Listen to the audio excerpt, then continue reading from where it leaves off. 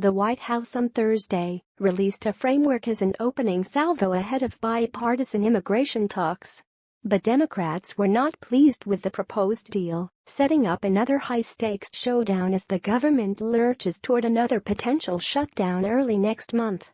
The White House framework proposes a path to citizenship for 1.8 million immigrants either enrolled in the Deferred Action for Childhood Arrivals (DACA) program or otherwise qualify for it.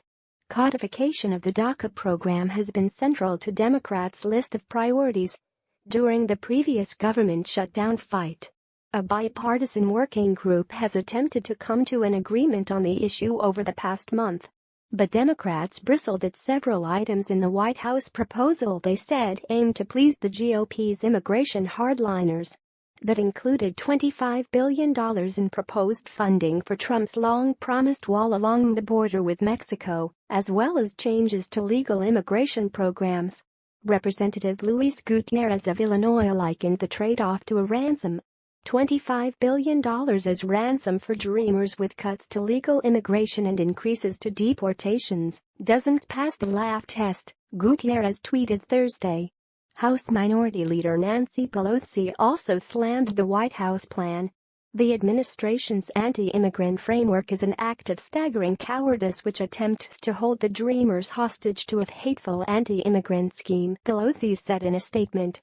While Democrats took exception to the proposed border wall funding, the majority of their pushback focused on possible changes to the legal immigration system.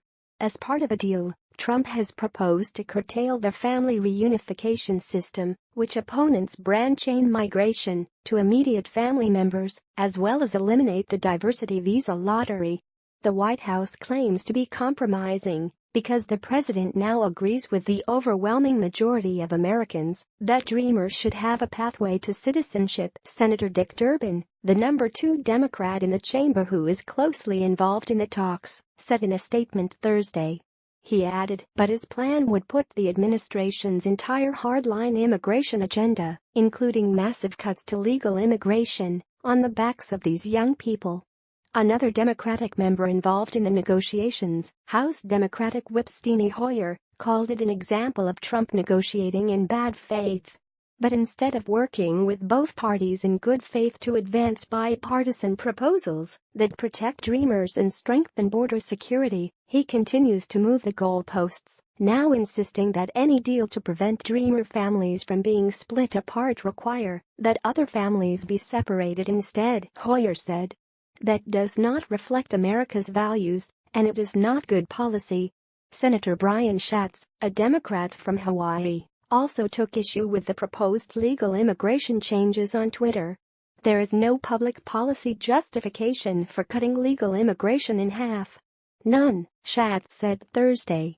Congressional Hispanic Caucus Chair Representative Michelle Lujan Grisham said the plan only solved a DACA problem Trump created by ending the program with a 6-month phase-out period in September in an attempt to curtail legal immigration.